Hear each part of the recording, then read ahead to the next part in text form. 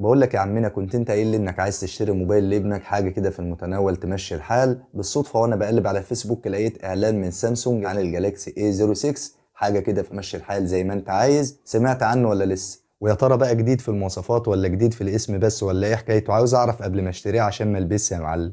لا، الحته دي بقى بتاعت ابو ياسين، هتعرفها ان شاء الله لما تشوف الفيديو ده للنهايه. بس عاوزك الاول تصلي على النبي ويلا بينا.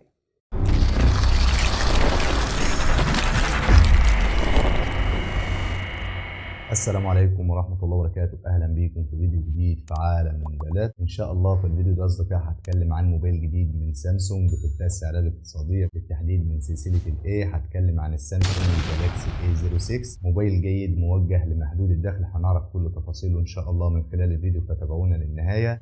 المهم هبدأ أولا بالتصميم. تعالوا كده نشوف الموبايل مصنوع من إيه. الموبايل أصدقائي مصنوع من خامات بلاستيكية بالكامل، سواء الظهر أو الإطار الجانبي، والواجهة طبعا مصنوعة من الإزاز، وبيجي بوزن 189 جرام وسمك 8 مللي. تصميم الموبايل كلاسيكي من سامسونج، شفناه في أكتر من موبايل قبل كده مع بعض التعديلات البسيطة، وبشكل عام بعتبره تصميم جيد علشان بساطته. طبعا الموبايل بيدعم شريحتين اتصال مع تركيب كارت ميموري، وفي نسخة بتنزل بعض الدول بشريحة واحدة مع تركيب كارت ميموري. ومن الأكيد والمؤكد الموبايل بيدعم بصمة الإصبع على زر الباور، وبيدعم بصمة الوجه أو خاصية التعرف على الوجه. وكمان الموبايل بيدعم مدخل سماعات الأذن، هتشغل سماعات الهاند فري من خلال جاك 3.5 مللي. والموبايل للأسف بيجي بسماعات مون عادية مش ستيريو، وبيدعم تقنية NFC للدفع الإلكتروني الذكي أو نقل الملفات عن قرب في بعض الأسواق. يعني الخاصية هتلاقيها في الموبايل في بعض الأسواق أو بعض الدول، وبعض الدول مش هتلاقي الخاصية موجودة في الموبايل. والجالاكسي A06 بيدعم خاصية أوتو جي لنقل الملفات عن طريق فلاشة خارجية من خلال منفذ الشحن. والموبايل بيدعم محرك الصور والفيديو والمستندات، تقدر تعدل على الصور والفيديوهات من خلال معرض الصور. بيدعم تشغيل الصوت والفيديو بأكثر من صيغة. ونظام التشغيل أندرويد 14 مع واجهة One UI 6.0، أحدث واجهة من سامسونج. والموبايل هينزل له تحديثات من 3 ل 4 سنوات، سواء تحديثات أمنية أو تحديثات نظام. وألوان الجالاكسي A06 الأزرق والأبيض والذهبي.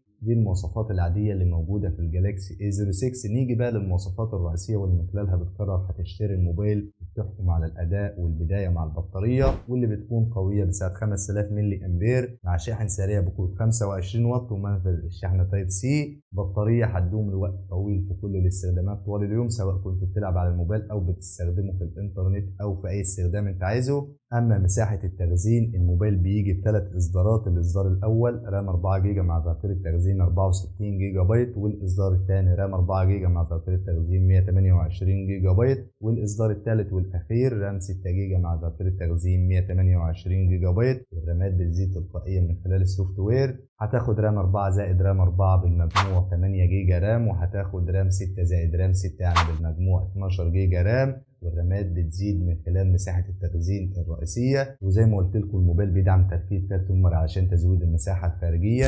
نيجي بقى لشاشة الجالاكسي A06، واللي بتيجي من نوع الاي بي اس LCD بحجم 6.7 بوصة بجودة ال HD بلس مع معدل تحديث 90 هرتز. هيفرق نوعا ما في سرعة الشاشة وكثافة بكسلات 262 بكسل لكل بوصة. والشاشة بتصميم قديم على شكل النوتش الووتر دروب، وطبعا بتدعم الوضع الليلي ووضع حماية العين. الشاشة بالأرقام وعمليا اقتصادية هتقدم أداء جيد بالنسبة للاستخدامات العادية زي الإنترنت أو مشاهدة الفيديوهات أو الصور أو أي استخدام عادي. أما الألعاب التقيلة زي بابجي أو فري فاير أو ألعاب الرسومات العالية بشكل عام، الشاشة هتقدم أداء ضعيف جدا. وده لأن الموبايل مش موجه للألعاب، موجه للاستخدامات العادية بالمعنى الأصح المحدود الدخل. أما لو أنت عايز موبايل جيد في الألعاب ما انصحكش بالجالاكسي A06، دور على أي موبايل تاني في أي فئة سعرية أعلى من كده. ده الموضوع بكل سهولة وبكل بساطة. يجي بقى الأداء الموبايل، المعالج ظروفه قوي ولا ضعيف، قديم ولا جديد؟ خلينا كده نشوف. المعالج قديم من ميديا تك هيليو جي 85 ثمان النواة، دقة تصنيع 12 نانومتر. والمعالج الرسومي مالي جي 57. المعالج رغم انه قديم ولكن بيقدم اداء كويس جدا في كل الاستخدامات العاديه زي التصفحات في الانترنت او مشاهده الفيديوهات او الصور او في اي استخدام عادي. انما الالعاب التقيله زي بابجي او كول اوف ديوتي او فري فاير او العاب الرسومات العاليه، المعالج بيقدم اداء ضعيف جدا. لان بكل بساطه الموبايل فئه سعريه اقتصاديه مش موجه للالعاب. نيجي بقى للكاميرات، واولا الكاميرا الاماميه واللي بتيجي بدقه 8 ميجا بكسل بفتحه عدسه 2.0، وبتدعم تصوير الفيديوهات بجوده الفول اتش دي بدقه 1080 بكسل بمعدل التقاط 30 اطار في الثانيه. الكاميرا الاماميه هتقدم اداء عادي من حيث الجوده والدقه والالوان، اما الكاميرات الخلفيه في الموبايل بتيجي ثنائيه مع فلاش ليد. الكاميرا الاولى والاساسيه بدقه 50 ميجا بكسل بفتحة عدسة 1.8، والكاميرا الثانية بدقة 2 ميجا بكسل للعزل والبروتريه بفتحة عدسة 2.4، والكاميرات الخلفية بتدعم تصوير الفيديوهات بجودة الفول اتش دي بدقة 1080 بكسل بمعدل التقاط 30 إطار في الثانية. الكاميرات الخلفية من أهم مميزات الموبايل، وهتقدم أداء رائع من حيث الجودة والدقة والألوان، هتاخد صورة رايقة وواضحة وألوانها متناسقة جدا.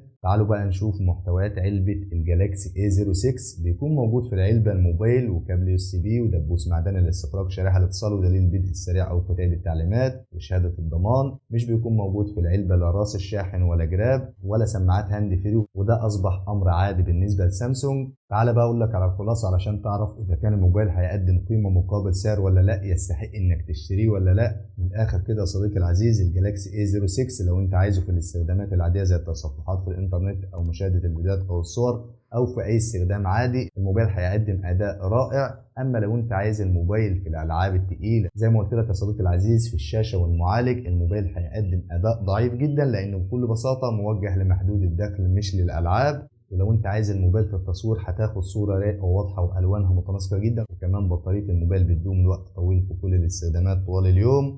نيجي بقى لاخر حاجه ودي اللي هنهي بيها الفيديو، وهي سعر الجالاكسي A06. هقول السعر العالمي للموبايل والسعر المتوقع في مصر، ولو حابين تعرفوا السعر باي عمله سيبوا لي تعليق وهرد عليكم فورا ان شاء الله. اولا سعر نسخه الرام 4 جيجا مع ذاكره تخزين 64 جيجا بايت بحوالي $120 امريكي، يعني بالمصري بحوالي 6300 جنيه. اما سعر نسخه الرام 4 جيجا مع ذاكره تخزين 128 جيجا بايت بحوالي $135 امريكي، يعني بالمصري 6950 جنيه. ده السعر العالمي للموبايل بالدولار الامريكي والسعر المتوقع في مصر. زي ما قلت لكم اصدقائي الاعزاء، لو حابين تعرفوا السعر باي عمله سيبوا لي تعليق وهرد عليكم فورا ان شاء الله. حاجه مهمه جدا لازم تعرفوها، السعر قد يختلف بالزياده او النقصان على حسب الدوله او على حسب الاسواق، كل دوله وليها سياسه تسعير وظروفها الاقتصاديه. وبس كده، يا رب الفيديو يكون عجب حضراتكم وقدرت افيدكم بشكل كبير. لو الفيديو عجبكم ما تبخلوش على اخوكم بالدعم، لايك للفيديو واشتركوا في القناه وفعلوا الجرس لو بتشوفوني مع اليوتيوب. اما لو بتشوفوا الفيديو مع فيسبوك، لايك للفيديو ومتابعه للصفحه. في النهايه ما تنسوش تصلوا على النبي. نشوفكم على خير في فيديوهات جديده ان شاء الله. سلام.